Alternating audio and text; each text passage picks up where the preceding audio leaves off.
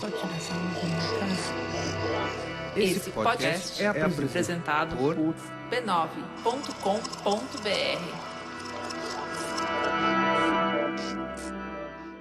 Oi? Não, você não está no podcast errado. Esse aqui é o Põe na Estante. Se você me acompanha pelas redes sociais, você já sabia que viria novidade por aí. Se você não me acompanha pelas redes sociais, aproveita para acompanhar. Estou no Instagram como @Põe na Estante. Bom, por lá eu contei que tinha coisa nova na estreia dessa segunda temporada. E a coisa nova você já ouviu logo de cara. É que agora o Põe na Estante faz parte da rede B9. O que isso significa? Significa que agora a gente está ao lado de outros produtores de conteúdo que estão preocupados com o futuro que a gente está criando e que estão produzindo conteúdo pensando nisso. Tem outros 18 podcasts na rede, o Mamilos, o Braincast, o Naruhodô, o Dibradoras, enfim, tem muita gente fazendo conteúdo legal, todo mundo caminhando junto. Bom, aí você me pergunta, mas e a Rádio Guarda-Chuva? O Põe na Estante não era parte da Rádio Guarda-Chuva? Não era, continua sendo parte da Rádio Guarda-Chuva. A gente tá numa coisa meio cinema, assim, sabe? Vários estúdios envolvidos, várias produtoras. Pois é, a gente faz parte da Rede B9 e da Rádio Guarda-Chuva agora. A Rádio Guarda-Chuva é esse espaço de podcasts feitos por jornalistas. Nele, o Põe na Estante continua ao lado do Finitude, feito pela Juliana Dantas e pelo Renan Suquevicius, em que eles falam sobre terminalidade, episódios novos a cada 15 dias às terças-feiras, e ao lado do Escafandro, do Tomás Chiaverini, em que ele faz mergulhos profundos em assuntos diversos, grandes reportagens também quinzenais, com episódios novos às quartas-feiras. Se você acompanhou a primeira temporada do Põe na Estante, a gente continua no mesmo esquema, sentando a cada 15 dias para falar de livros com 2 convidados por rodada. Vamos juntos? Este podcast é uma produção da Rádio Guarda-Chuva. Jornalismo para quem gosta de ouvir.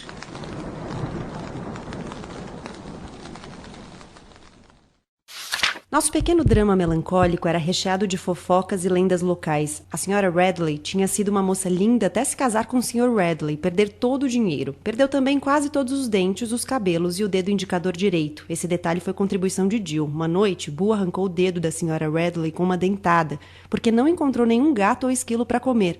Ela ficava sentada na sala e chorava quase o tempo todo, enquanto Boo ia tirando lascas de todos os móveis da casa. Nós 3 éramos os garotos que arrumavam confusão e, para variar, eu era o juiz. Jill levava Jem de cena e o enfiava embaixo da escada, cutucando com uma vassoura de jardim. Jane voltava conforme as necessidades cênicas, como xerife, como vários cidadãos e até como a senhorita Stephanie Crawford, que sabia mais sobre os Radley do que qualquer outra pessoa em Maycomb. Quando chegava a hora da grande cena de Bull, Jem entrava sorrateiro em nossa casa e, enquanto Calpurnia estava de costas, pegava a tesoura na gaveta da máquina de costura e ia cortar jornais sentado no balanço. Jill aparecia, tossia ao lado de Jem, que fingia enfiar a tesoura na coxa de Jill. Do lugar onde eu ficava, a cena parecia real. Quando o Sr. Nathan Radley passava por nós em sua caminhada diária até a cidade, nós ficávamos quietos, até ele desaparecer de vista. Depois, imaginávamos o que ele faria se descobrisse o que estávamos encenando. Também interrompíamos nossas atividades quando algum vizinho passava e uma vez vi a senhorita Maudie Atkinson olhando fixamente para nós do outro lado da rua, segurando as tesouras de poda paralisada. Um dia estávamos tão entretidos durante o capítulo 25, livro 2 de Aquela Família, que não notamos que Atticus nos observava parado na calçada, batendo no joelho com uma revista enrolada. O sol mostrava que era meio-dia. "De que vocês estão brincando?" perguntou. "Nada", respondeu Jem. Pela evasiva de Jem, percebi que nossa brincadeira era segredo e fiquei quieta. Scout é uma menina que ainda nem completou 9 anos, vive pra cima e pra baixo no fictício condado de Maycomb, no Alabama, com o irmão Jem e o amigo Jill, que passava as férias de verão na região. É ela quem narra essa história, que começa com uma brincadeira de crianças e vira caso de adultos. Os 3 são obcecados pela história da família Radley, que vive em uma casa vizinha dos irmãos. Eles fantasiam com o dia em que vão encontrar o filho da família, Arthur Radley, que apelidaram de Boo, que há 25 anos não sai de casa. Inventam artimanhas para tentar atraí-lo para fora, encenam os papéis de quem carrega aquele sobrenome e criam narrativas sobre o que poderia ter acontecido e quem eles são afinal. Mas as fantasias das crianças com os Radley são só uma introdução a uma pequena cidade americana em um estado do sul dos Estados Unidos que vive marcada pela segregação racial. Scout e Jem são crianças brancas, filhos de Atticus, um advogado que quer cruzar as linhas da divisão entre brancos e negros.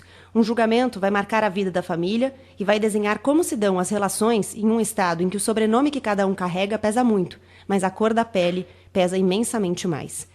Atticus assume a defesa de um homem negro acusado de estupro por uma mulher branca, a despeito dos protestos da maioria dos vizinhos que o consideram um traidor por fazê-lo. O ano é 1935, pouco depois da crise de 29, mas os fantasmas que mais assombram Maycomb são ainda de uma ruptura anterior, a Guerra de Secessão, que terminou 70 anos antes. O Sol é para Todos, de Harper Lee, é o tema do episódio de estreia dessa segunda temporada do Põe na Estante, que já começou.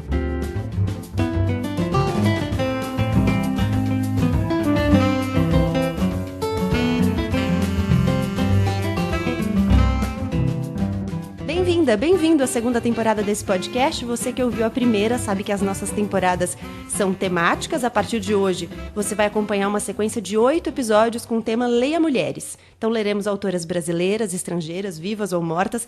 Naquele mesmo esquema de antes, a cada 15 dias eu convido 2 pessoas a lerem o mesmo livro que eu. A gente senta, troca ideias, questões, impressões sobre o que a gente leu. E hoje, para conversar sobre O Sol é para Todos, o Põe na Estante recebe Cris Bartz e Pedro Pacífico. Bem-vindos, obrigada por estarem aqui.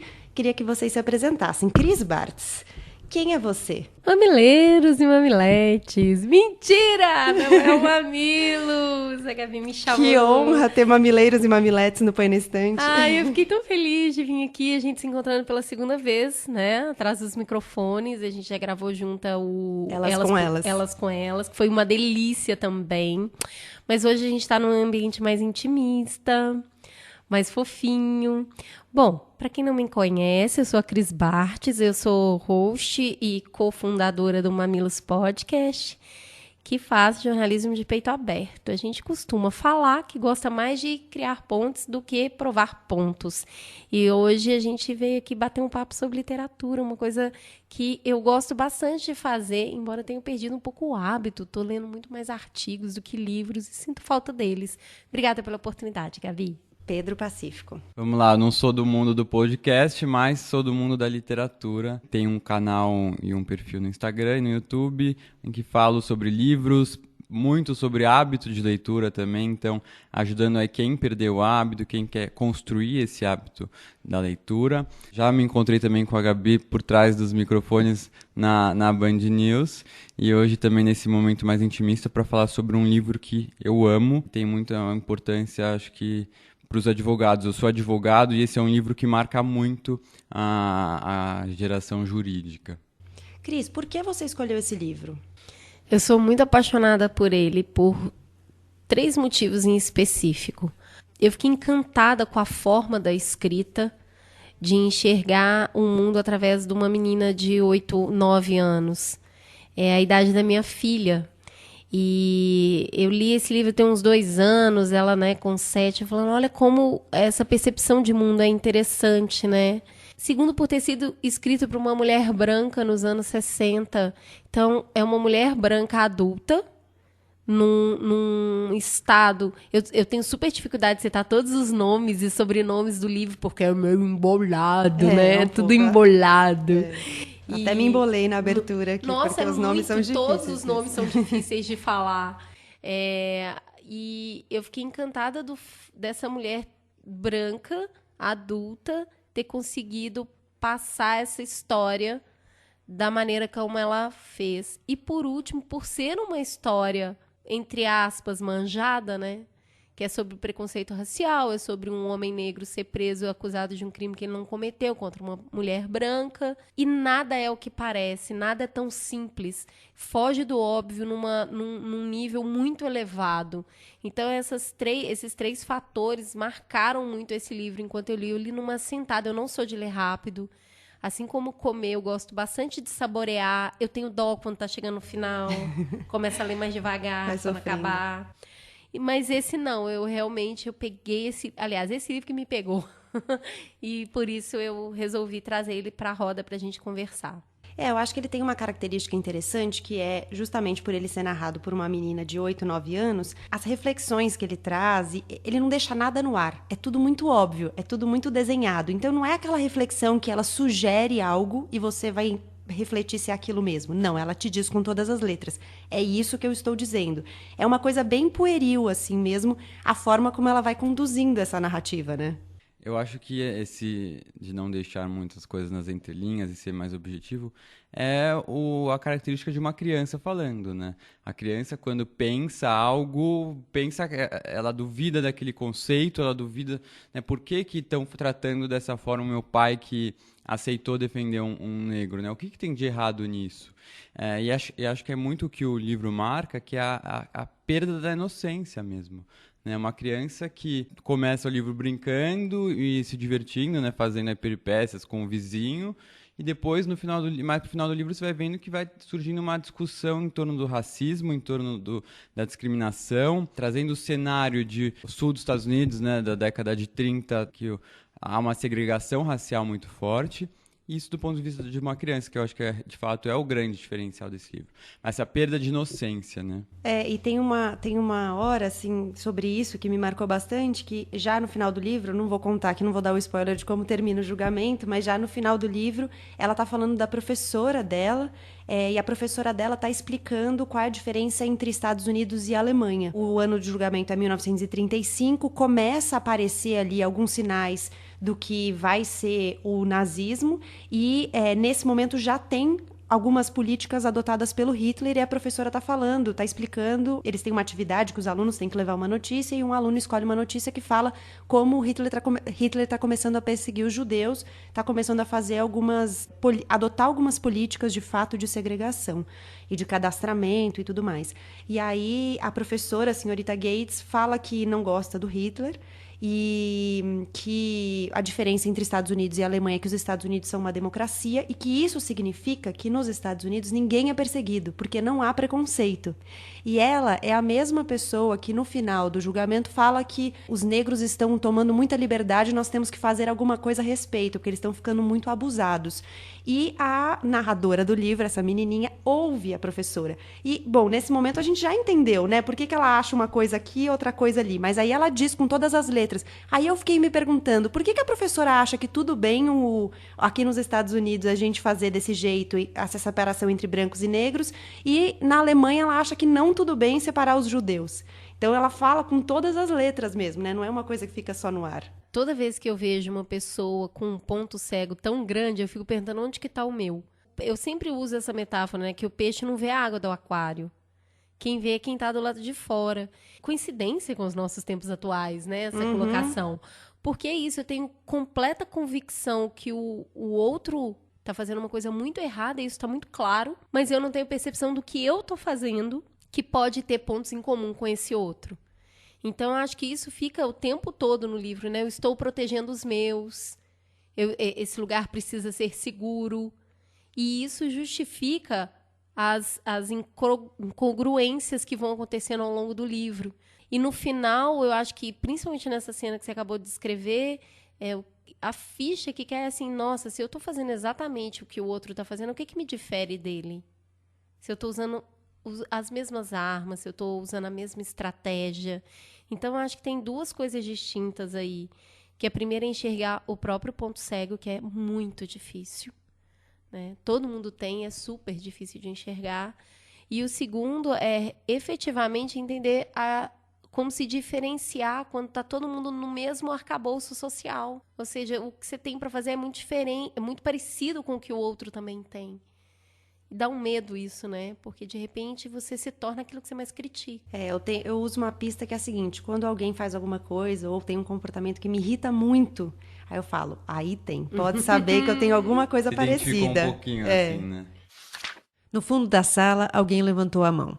Como ele pode fazer uma coisa dessas? A que você se refere? Perguntou a senhorita Gates, paciente. Quer dizer, como Hitler pode prender um monte de gente assim? O governo não faz nada? Perguntou o dono da mão. Hitler é o governo, respondeu a professora. E, aproveitando a chance para dinamizar a aula, foi até o quadro negro. Escreveu democracia em letras maiúsculas.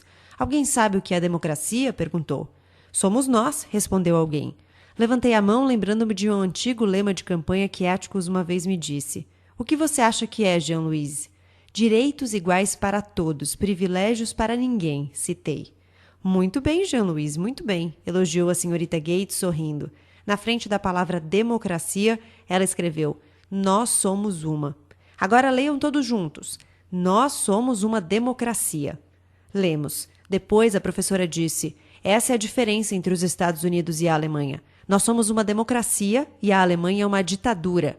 Ditadura, disse separando as sílabas. Em nosso país, ninguém é perseguido. A perseguição acontece em países onde há preconceito. Preconceito, enunciou cuidadosamente. Os judeus são o melhor povo do mundo. Não entendo por que Hitler não acha o mesmo. Uma alma inquiridora no meio da sala perguntou: então por que a senhora acha que eles não gostam dos judeus, senhorita Gates? Não sei, Henry. Os judeus contribuem para todas as sociedades em que vivem e são, sobretudo, um povo profundamente religioso. Hitler está querendo acabar com a religião. Então pode ser que não goste deles por isso. Cécio se manifestou. Não tenho certeza, mas eles não vivem de emprestar dinheiro ou algo assim? Só que isso não é motivo para serem perseguidos. São brancos, não são?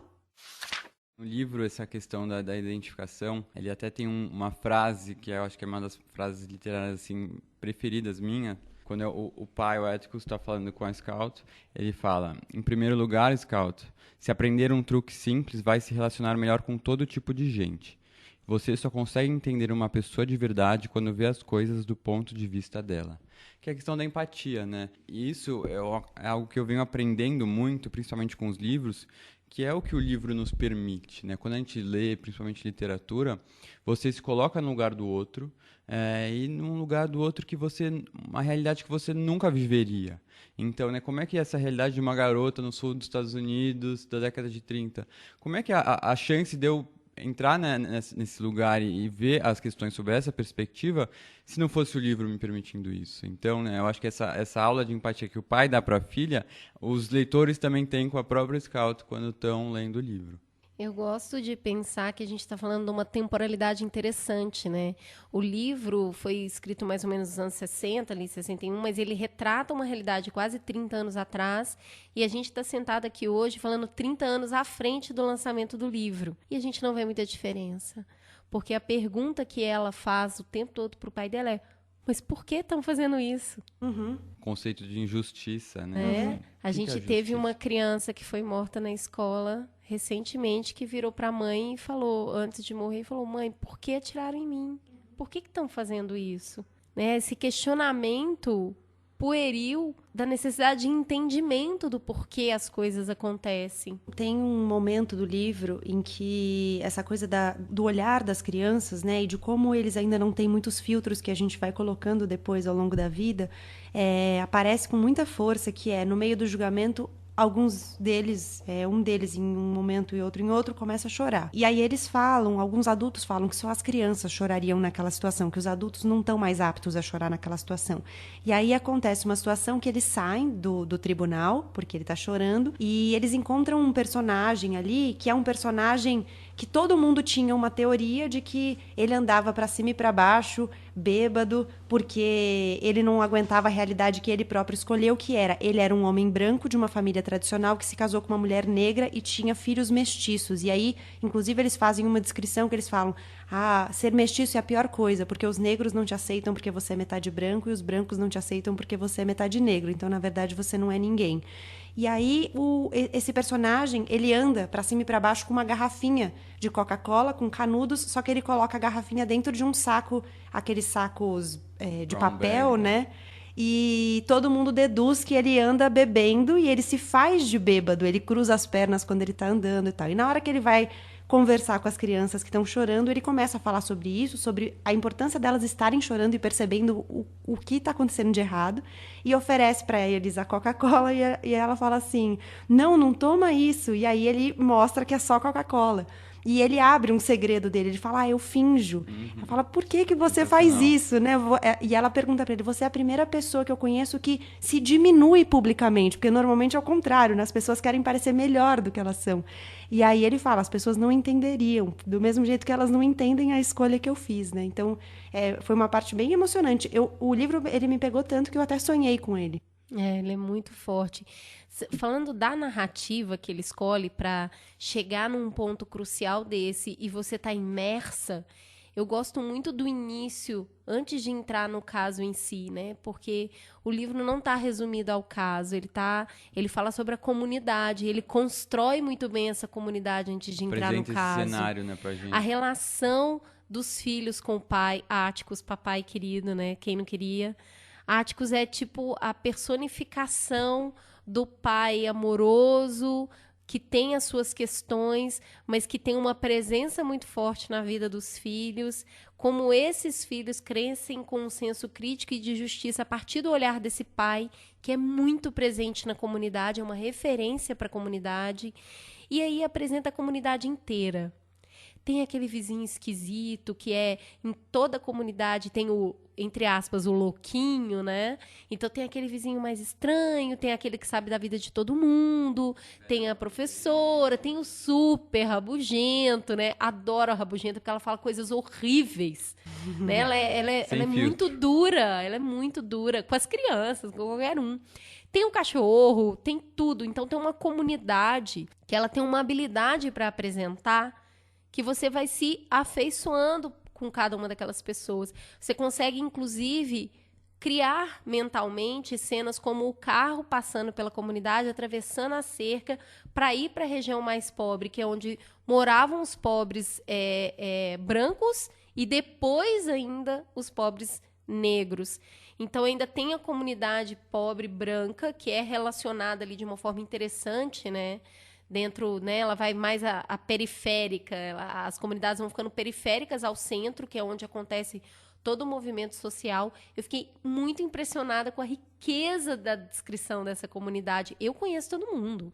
Eu morei ali. Não, e se você vai procurar sobre o livro, tem gente que fez até mapas. Então, você vê o mapa da comunidade, você sabe onde fica a casa deles, onde fica o escritório, onde fica a casa dos Radley, que é esse vizinho que não sai de casa e tudo mais. Então, você consegue visualizar mesmo, né? É realmente uma descrição muito poderosa. E aí, quando acontece finalmente o que vai ser a espinha dorsal do livro, né, da densidade dele, você já conhece todo mundo. E aí você tem a oportunidade de se decepcionar muito.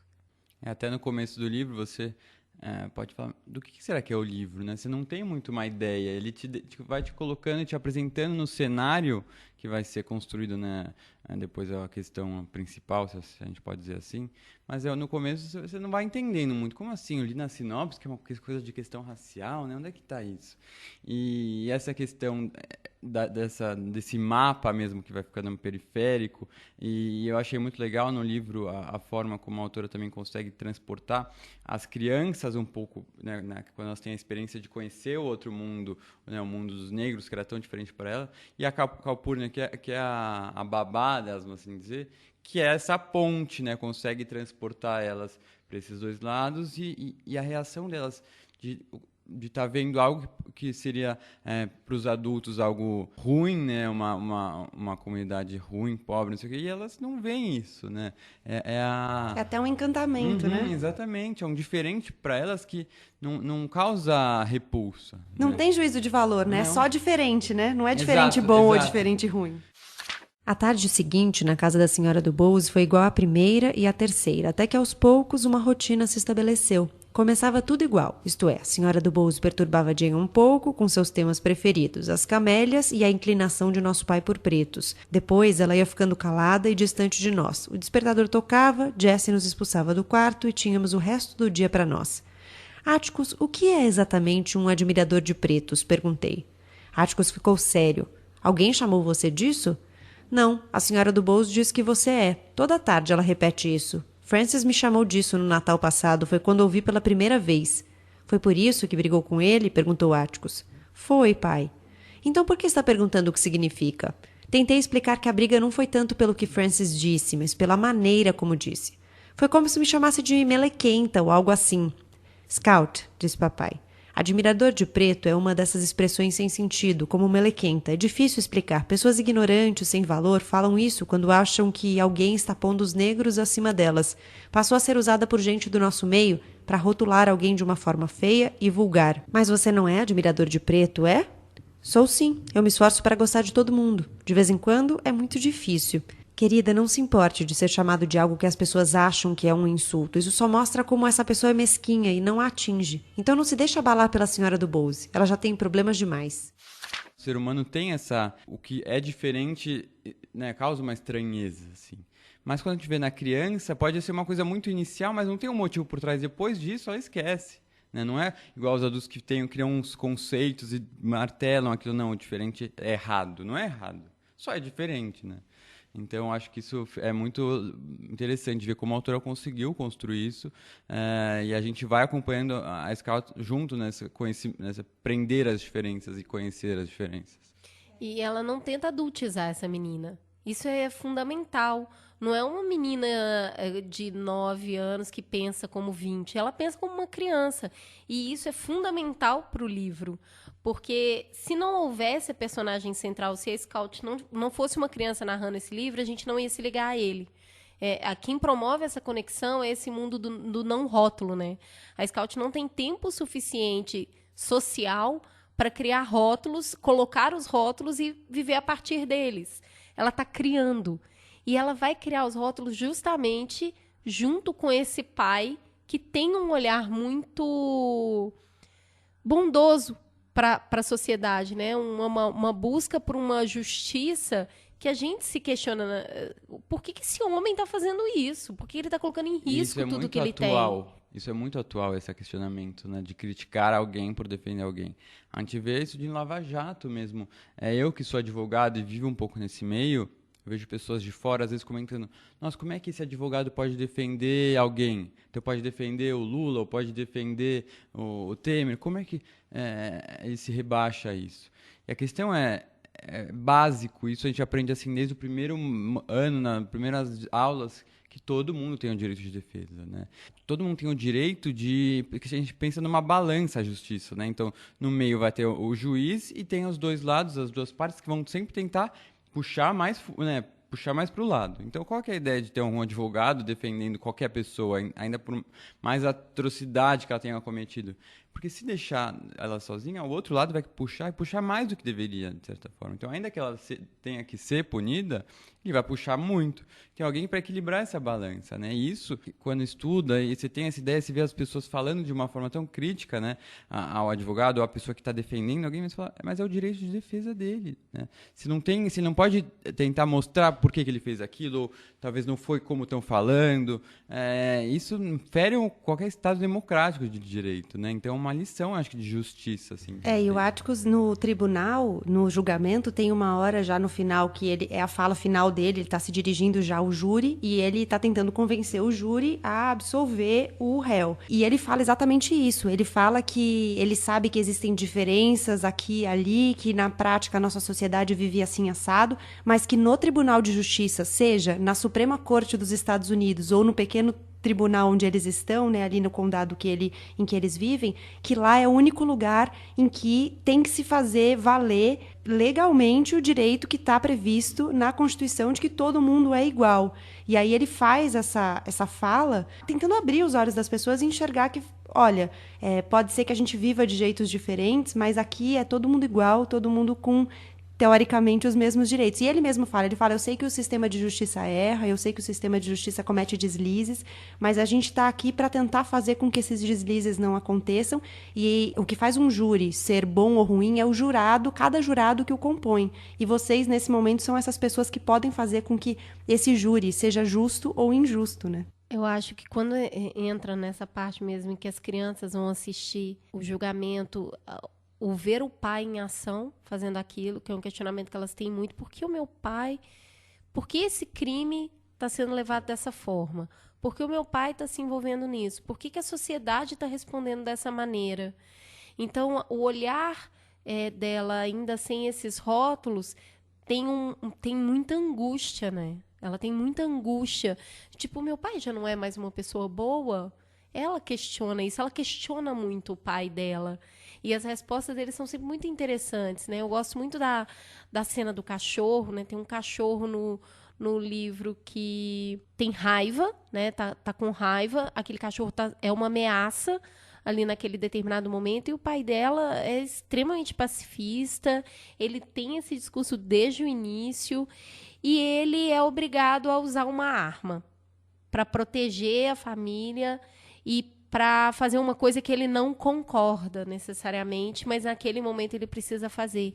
E tem um simbolismo muito forte nessa cena, né? Que não adianta você saber fazer uma coisa e na hora que você precisa fazer, você não usar. Então, assim, você pode ter o conhecimento que você tiver. Se você não usar aquele conhecimento no momento necessário, pode acontecer algo pior. Então, eu gosto do símbolo. Eu acho que o cachorro é fundamental. No momento que ele aparece no livro, como o descontrole é algo que precisa ser detido porque está ameaçando vida. E o pai ter que usar uma arma. É uma coisa que E ele não logo gosta. depois ele faz uma ponderação, né? Que é bem bonito, que ele fala sobre coragem. Ele fala, ainda que eu tenha feito isso, o que faz de um homem corajoso não é usar uma arma, estar empunhando uma arma. É você bancar algumas coisas. E aí ele fala, por exemplo, você assumir uma coisa, se propor a fazer uma coisa que desde o início você sabe que você já vai ser derrotado, mas mesmo assim você vai em frente. Um dos ensinamentos do livro, né? Isso é você acreditar numa causa ou numa batalha que ainda assim possa ser perdida, né? Que é o que ele faz. Ele sabe que as chances de talvez condenarem o Tom são muito grandes, mas mesmo assim ele está empenhado em tentar convencer as pessoas do contrário. Eu adoro o fato da Scott ficar assustadíssima, muito surpresa dele ser tão bom com arma. Tipo, como assim o meu pai conseguiu atirar nessa distância enorme, né? Um tiro certeiro e único. Aí ele mostra que ele é muito bom. Ele é muito bom, mas ele vai usar quando necessário, da forma correta, do jeito certo. E isso é uma mensagem muito poderosa. E a figura do Atticus, que agrada muita gente, né? A autora parece que deturpa um pouco e mostra um outro lado do personagem no outro livro dela, que ela publicou, né? Em 2015. O Vá Coloque um Vigia. Eu não li. Muita gente que eu conheço que leu não gostou muito e falam que ela traz uma outra imagem dele que decepciona um pouco, porque ele fica um pouco como um herói, né? Uhum. Parece que nesse livro novo não é bem assim, que explica um pouco um outro lado, e é porque teria se passado com os mesmos personagens na história 20 anos depois. Então, aí para quem quiser ler e saber tirar as próprias conclusões, né? Depois conta pra gente. Tem até uma história que ronda esse livro de que ele teria sido descoberto por acaso pela advogada dela em uma caixa. Mas aí, agora, os pesquisadores que estudam literatura e vão atrás dessa história falaram que as evidências mostram que não é bem assim, que talvez tenha sido mais uma jogada da editora para tentar vender o livro nessa coisa de, nossa, um manuscrito descoberto, que parece que foi ela mesma que disse, eu tenho esse manuscrito, mas foi só, ela morreu em 2016 e foi só em 2015 que ele foi publicado. E vendeu muito. No começo, assim. Até porque ela não tinha publicado depois ela sumiu. Ela sumiu. Ela só publicou esse livro. Ela, inclusive, é filha de advogados. Ela também é advogada. É um pouco autobiográfico também. É uma mulher que sofreu de doença mental toda a sua vida adulta. Passa todo esse tempo longe da literatura e tinha esse livro aí. Eu não li, ouvi também falar desse outro lado do personagem do pai. E acho fundamental, porque nos tempos que a gente tem vivido, desculpe o trocadilho infame, messiânicos, né, que a gente quer um único salvador, é interessante ver que as pessoas, elas são feitas de muitas coisas. Sim, com certeza. Né? As pessoas são muitas coisas, ela não é uma coisa só, não existe o bom puro e nem o mal puro. O ângulo pelo qual as pessoas estão vendo numa determinada ação não quer dizer que numa outra ação, numa outra situação, ela não esteja fora do que a gente julga correto. Porque o que é certo e o que é errado não tem parâmetro e metro para isso, né? O parâmetro sou eu que estou vendo, e isso eu aceito e isso eu não aceito. Eu gosto muito dos personagens tridimensionais, aqueles que você olha e fala, eu tô odiando, agora eu tô amando. Agora ele é um escroto. Agora ele foi querido.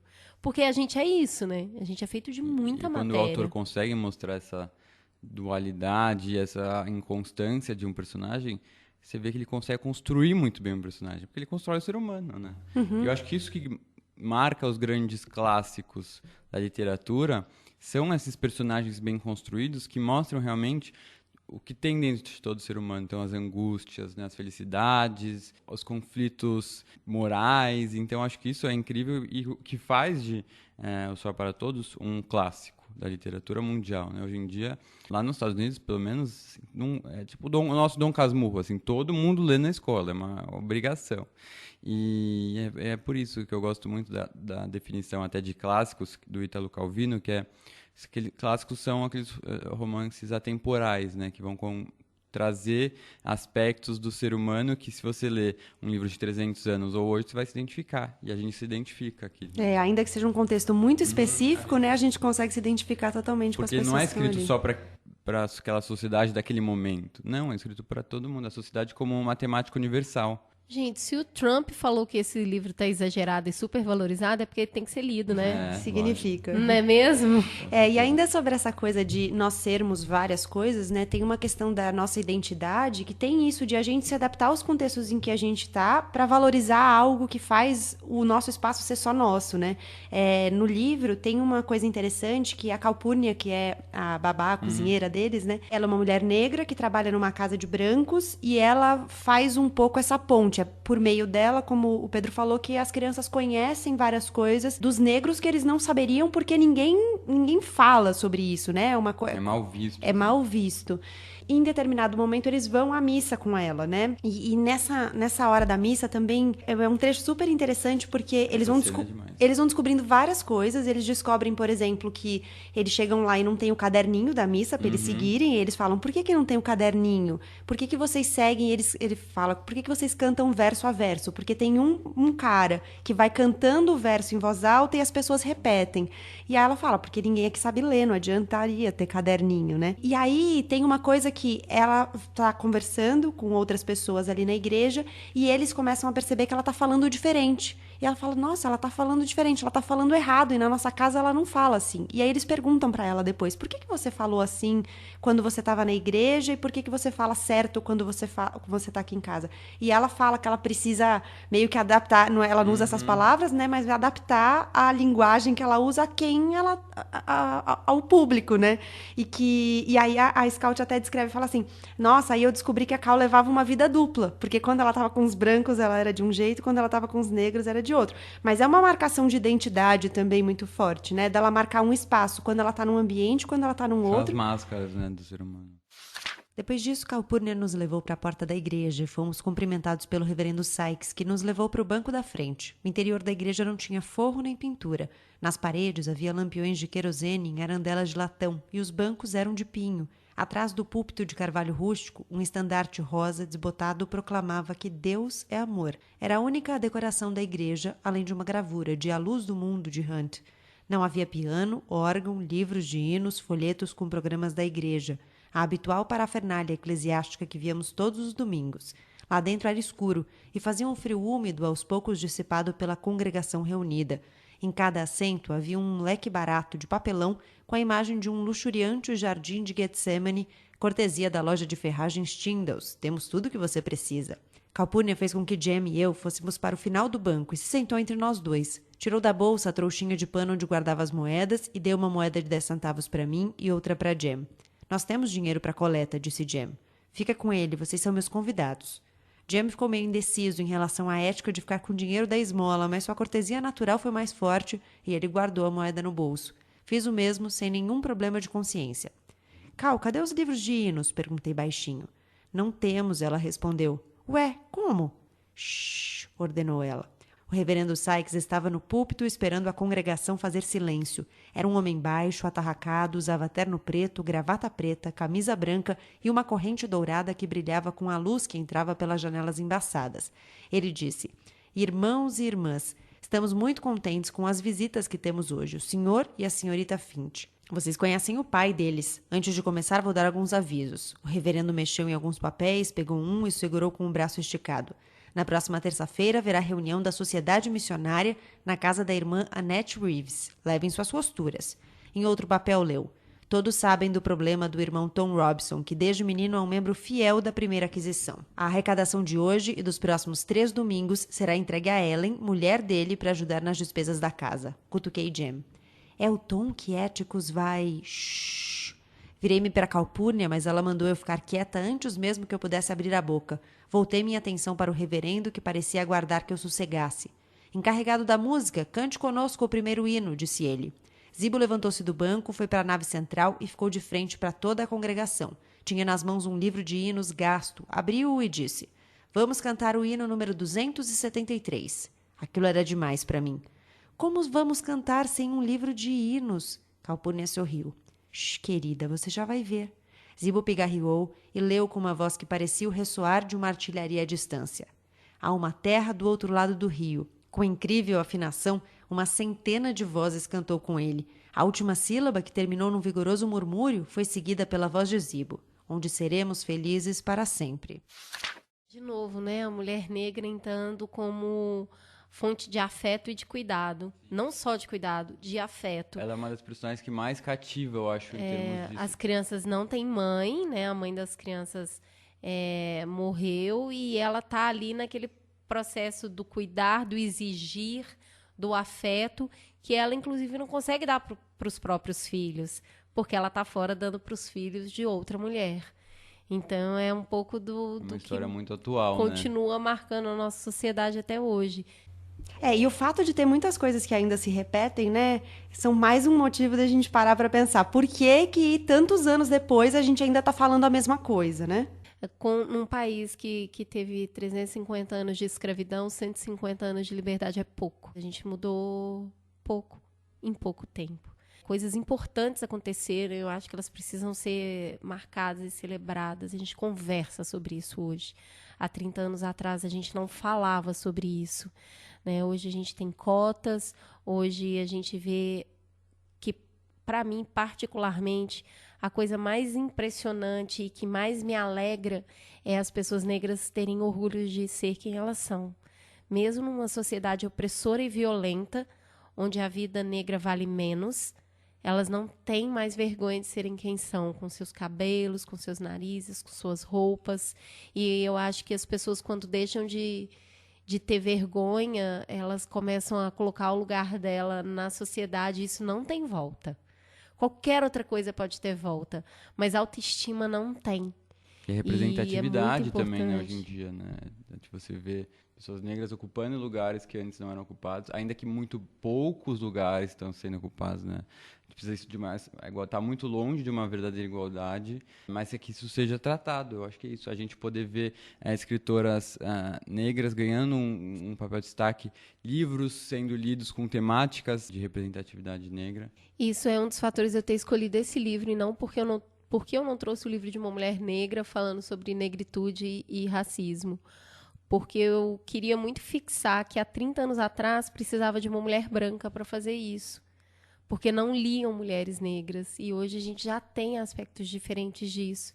Então, a gente precisa viver no morde-a-sopra, que tá ruim, não tá bom, tá muito longe do ideal, não é para ser assim, a gente tem que perseguir um ideal mesmo de justiça, de igualdade, mas a gente está mudando, não na velocidade que a gente deseja, não da forma como a gente gostaria, mas existem movimentos acontecendo, principalmente na rua. Quem vive em redes sociais dificilmente vai conseguir ver, mas quem vive na rua, ou que eu quero dizer, conversando com outras pessoas de carne e osso, que é um pouco do que a gente está fazendo aqui, percebe que as coisas começam lentamente a mudar. Então tem que exigir mais e celebrar os acontecimentos, exigir e celebrar, porque para mim é a celebração que te dá energia para exigir mais. Eu costumo falar que a força do opressor é tirar a alegria, né? Que sem alegria você não tem energia de mudança.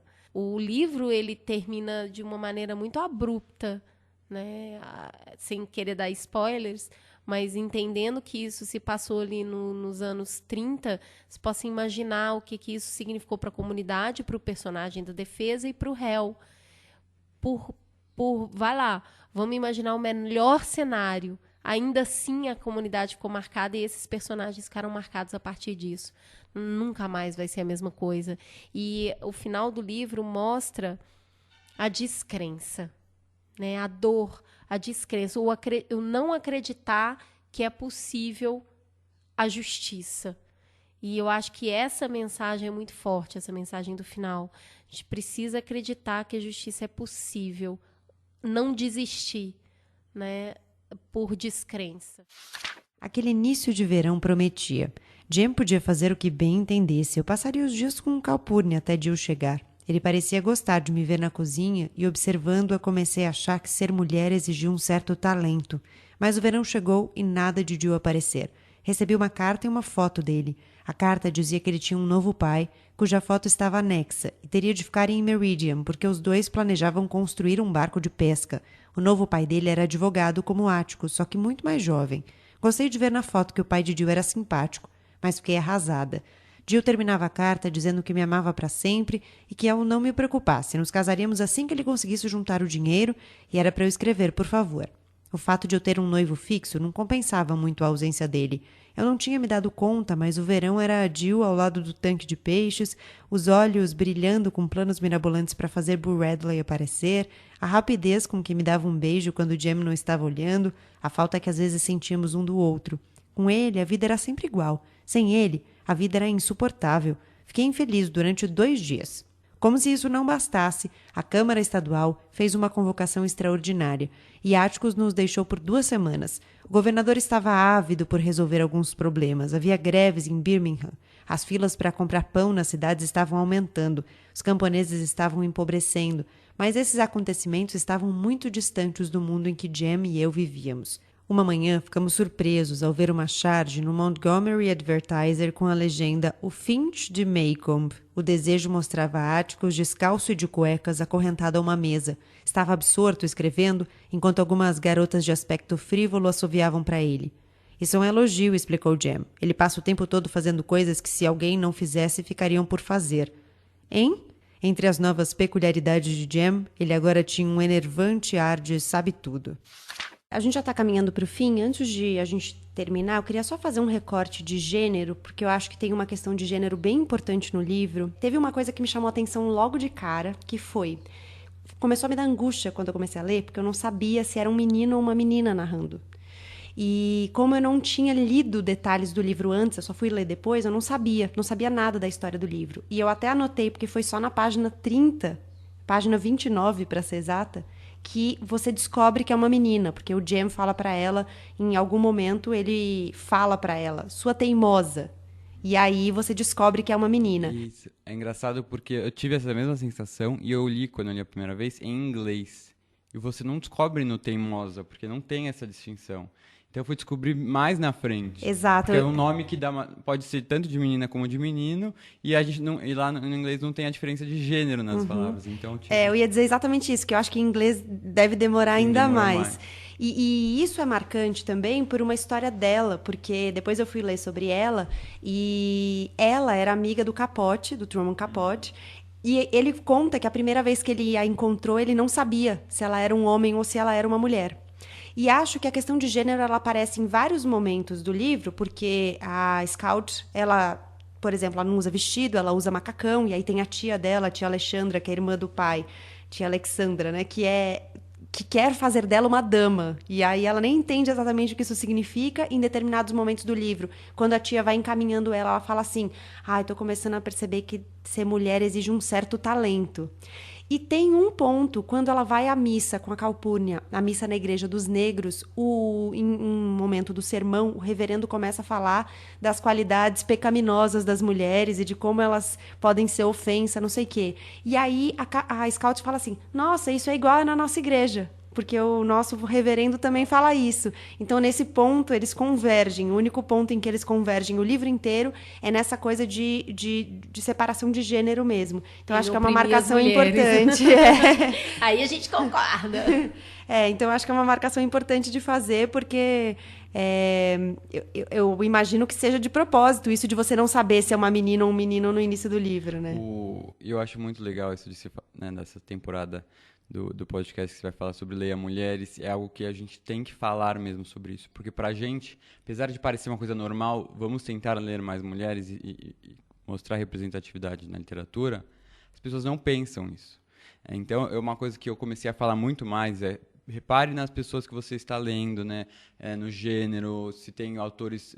Tentar transformar a sua literatura em representatividade. E as mensagens que eu recebo de pessoas falando assim, nunca tinha pensado nisso. Mas esse ano, depois que começou a falar, eu já li mais da metade é mulher, sabe? Então, essa importância de falar para as pessoas começarem a pensar sobre o assunto, né? Porque às vezes a gente acha que não, mas as narrativas vão ser sempre diferentes de acordo com o nosso ponto de vista, né? Não tem como. Então, se você tem um homem e uma mulher contando a mesma história, se você tem uma mulher branca e uma mulher negra contando a mesma história, um homem branco e um homem negro contando a mesma história, vão ser recortes diferentes. A história pode até coincidir no todo, mas o enfoque vai ser diferente, o olhar para alguns detalhes vai ser diferente, não tem jeito. É a forma de ver o mundo, né? Então, acho que faz muito sentido. Não só nessa escolha, que tem uma coisa muito interessante que eu passei a observar recentemente, que é quem está traduzindo o livro. Sim, que isso é também faz todo sentido. Toda a diferença. Eu juro para vocês que eu não me dava conta disso, tá? Primeiro, se ele está sendo traduzido do original para o português. É uma coisa que vai aprendendo, né? Não é mesmo? E depois, quem é que está cuidando dessa tradução? Esse livro, ele é cheio de nuances, ele tem uma poética na forma de escrever. Se não tem esse cuidado, perde muito. Foi a Beatriz Horta que fez. A Beatriz Horta que fez. Eu lembrava que era uma mulher que tinha feito tradução. E eu já li livro traduzido de perspectivas diferentes, porque a língua portuguesa é muito rica. As escolhas dos adjetivos e do tempo verbal faz muita diferença. E se compara trechos, às vezes você lê tipo, a mesma página de um livro, traduzido por duas pessoas diferentes. Totalmente diferentes, né? Porque isso a bagagem do tradutor vai interferir no que ele está traduzindo. Sim. Então, olhar a tradução também é bem interessante. E valorizar o trabalho do tradutor. E olha, olha isso, sem que loucura, dúvida, né? Porque, de novo, a gente está preso num arcabouço social que narra as trajetórias de gênero. As escolhas de tempos verbais e imperativos nas traduções masculinas e as escolhas de tempos verbais de gerúndio, muitas vezes, e de adjetivos generosos, quando as traduções são feitas por mulheres. Então, assim, é coisa interessantíssima. Eu comecei a ler um artigo sobre isso e fiquei apaixonada pelo mundo das traduções. Eu acho que faz sentido também observar quem é o responsável por isso nas obras. A editora Carambaia está fazendo um trabalho muito legal que ela coloca na capa, hoje em dia, o nome do tradutor. É isso, porque é uma importância tão grande o trabalho dele, que você tem que se mostrar. Porque normalmente você tem que abrir, né? Você tem que abrir, assim, às vezes está só naqueles dados técnicos, né? Isso da tradução direta é algo que hoje em dia, assim, eu me preocupo muito em prestar atenção. Em alguns 5 anos eu nem olhava, nem sabia da diferença, né? De uma tradução direta. Mas sobre a importância de falar também sobre literatura feminina, recentemente começou a se falar mais a obra da Maria Firmina de Jesus, se eu não me engano, que é a primeira romancista mulher e negra a publicar um livro no Brasil. Maria Firmina dos Reis. Maria Firmina dos Reis, isso. Confundi com a Carolina Maria de Jesus. Que tem o livro Úrsula, que até vou ler esse ano ainda, que foi o primeiro romance publicado por uma mulher e uma mulher negra. E é algo que não é valorizado. Isso, né? Então, tá tendo um trabalho crescente, isso, que é o que você falou, de também celebrar um pouco as conquistas que vêm sendo feitas. Eu acho que quando a Chimamanda começa a virar um hit, gente, estamos em algum lugar melhor aí, vai. Jamila Ribeiro aqui no Brasil. Né, a Chimamanda brinca com o ficcional, que na verdade não é muito lá ficção, mas é romanceado. E eu acho que principalmente a mulher negra tem o direito de sair do espaço da militância, da raiva, da força e ir para a poesia, para a delicadeza, para os espaços das conversas fúteis, tolas e frívolas que a gente branco faz toda hora. A gente não preto. Vamos lá, porque branco no Brasil é difícil. Mas a gente não preto tá falando de bobagem o tempo todo e é feliz com isso, e isso extravasa nosso estresse. E eu acho que as pessoas pretas têm que tomar esse lugar, sabe? Falar do belo, falar do céu azul. Bom, a Harper Lee nasceu em Monroeville, no Alabama, em 1926. Esse lugar onde ela nasceu, inclusive, foi que inspirou a cidade do livro, né, o condado do livro, Maycomb. O Sol é para Todos, a gente falou, foi publicado em 1960. Foi o que fez da escritora um nome conhecido no meio literário. Ela ganhou um Pulitzer com esse livro e depois sumiu. E a partir de 1964 ela não deu mais nenhuma entrevista, não participou de mais nenhum evento literário. E todo mundo achava que ela não tinha escrito mais nada, como a gente falou, até 2015, quando foi publicado Vá, Coloque um Vigia. Eu já fiz a minha cota de trabalho, gente. Tá entregue aqui, ó. O Sol é para Todos, de Harper Lee, tem tradução da Beatriz Horta, é da editora José Olímpio e tem 348 páginas. Querem fazer considerações finais? A minha consideração é para a volta da literatura, para o olhar em cima da literatura sobre como as mulheres escrevem.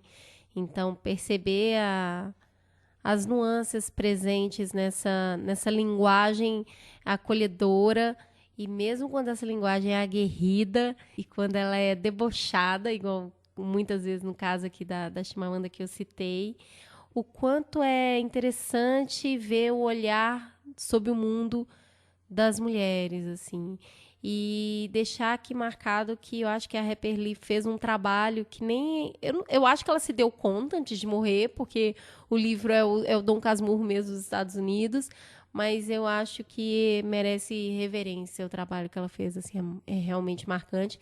E a gente não falou do filme, mas eu acho que faz sentido ler o livro, ver o filme e ler o livro de novo. O Atticus, para mim, é o Gregory Peck, sempre vai ser bem lindo, né? Que ele tá lindo no filme, assim, no auge do PB, o filme é muito bonito. E não traduz o livro, óbvio, mas vale a pena também. Acho que, como, né, até estamos inaugurando aqui a temporada de Leia Mulheres, queria deixar algumas dicas, talvez, de autoras mulheres, né, autoras e brasileiras também, que eu acho que é muito importante a gente sempre prestar atenção e ler mais autores nacionais também, né? Então, deixar a Úrsula, né, que é um livro que fala muito bem, eu vou ler esse ano ainda. Um Defeito de Cor, da Ana Maria Gonçalves. E Ligia Fagundes Telles, que é uma autora que eu descobri ano passado e assim, fiquei apaixonado, então recomendo Ciranda de Pedra dela. Tem uma lista, acho que infindável, né, a qualidade da nossa literatura nacional e de escritoras mulheres é impressionante, deve ser valorizada. Também faço esse convite para que a gente preste mais atenção, né, em quem a gente está lendo, porque as narrativas importam. Então, saber de quem está vindo essa narrativa faz toda a diferença para o que a gente vai construindo ao longo do nosso repertório literário. E esse repertório literário é importante justamente pelo que a gente conversou aqui, de a gente conseguir, a partir dos livros, se colocar um pouco no lugar de outras pessoas, enxergar um pouco mais de perto outras realidades. Posso deixar uma dica reforçando esse olhar? Claro. Eu terminei de ler a biografia da Fernanda Montenegro, que é prólogo, ato e epílogo. E, de novo, é livro escrito por mulher, né? Porque ela narra a trajetória dela de imigrante com um olhar sobre imigração no Brasil.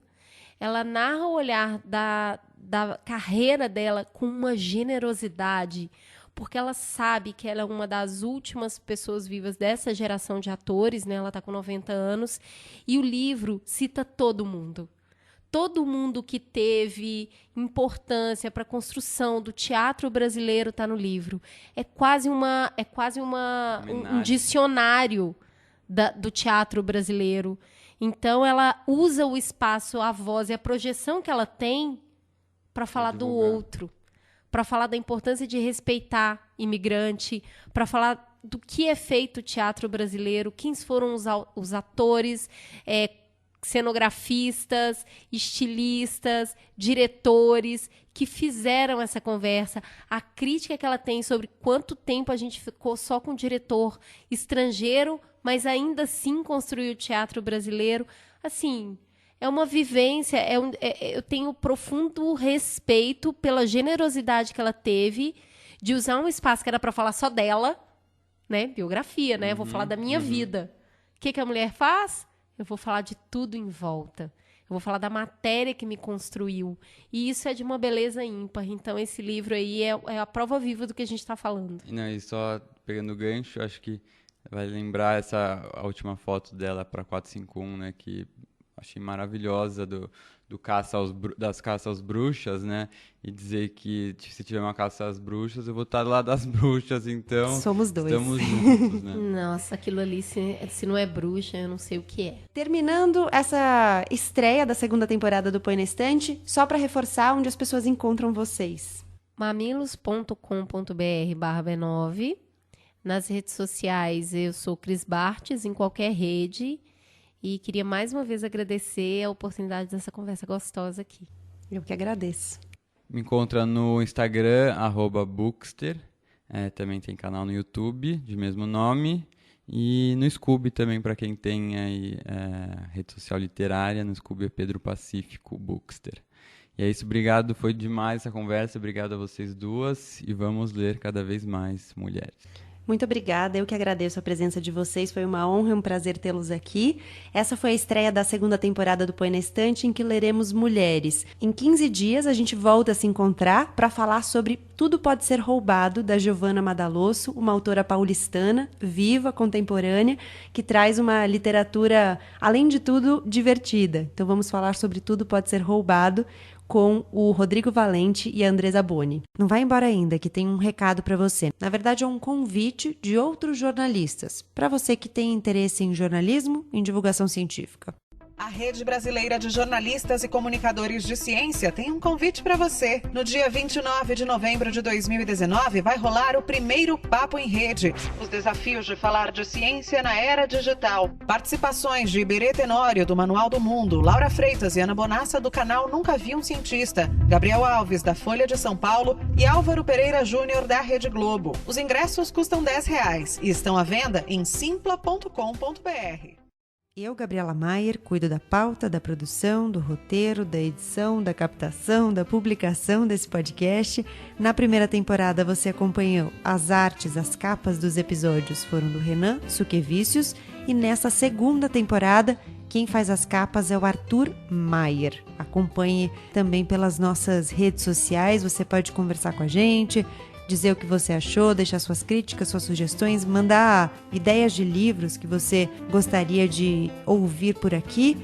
Estamos no Instagram como @põenaestante ou pelo e-mail põenaestante@gmail.com. Obrigada pela sua companhia. A gente volta a se encontrar em 15 dias, lembrando que tem episódios novos do Põe na Estante sempre na segunda e na última sexta-feira de cada mês. Até lá!